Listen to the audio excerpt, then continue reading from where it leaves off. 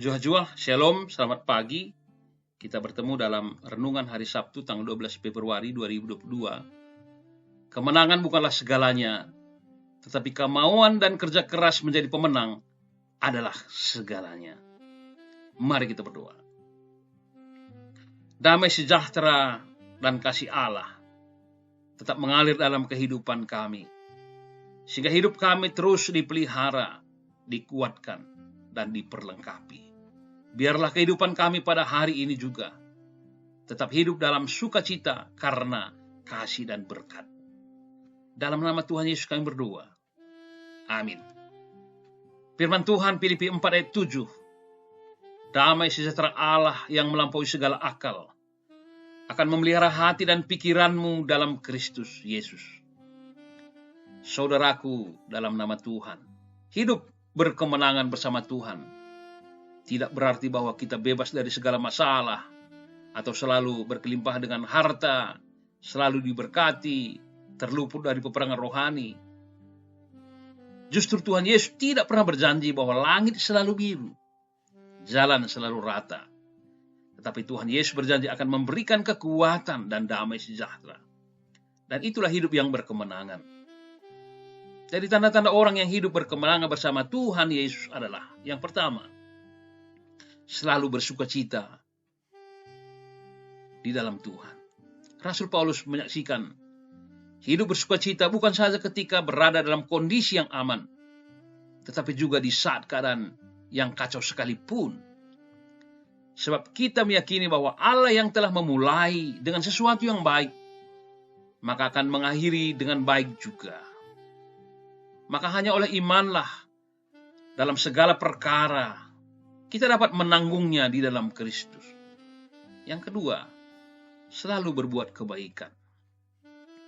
Rasul Paulus memberikan penekanan bahwa oleh pekerjaan kuasa Roh Kudus yang ada dalam hidup kita, maka kebaikan hati melalui perbuatan dapat terus diketahui oleh semua orang.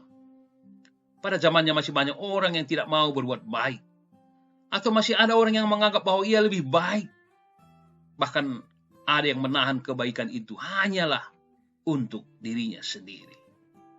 Saudara dalam nama Tuhan, berbuat baik adalah gaya hidup dari orang-orang yang berada di dalam Tuhan. Berbuat baik bukan karena tuntutan dari orang yang berada di sekitar kita, tetapi karena memang inilah jati diri sebagai orang percaya. Mari kita kalahkan kejahatan dengan kebaikan. Jangan tunda untuk berbuat baik karena waktunya sangat singkat dan mungkin kesempatannya tidak terulang lagi, termasuk bagi orang-orang yang sering memusuhi kita oleh karena iman.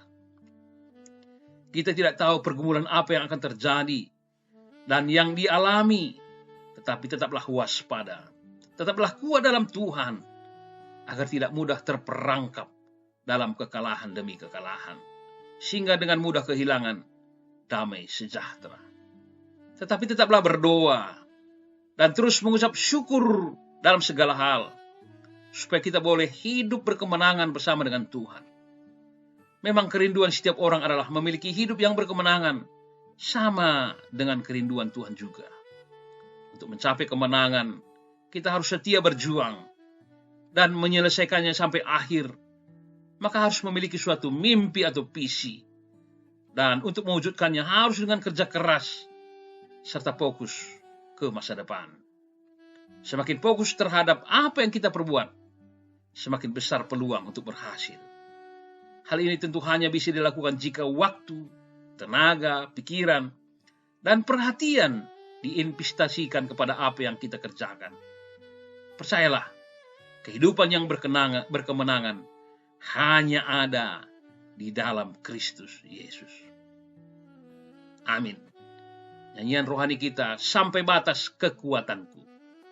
Menjuah-juah, salam sukacita, dan salam sehat.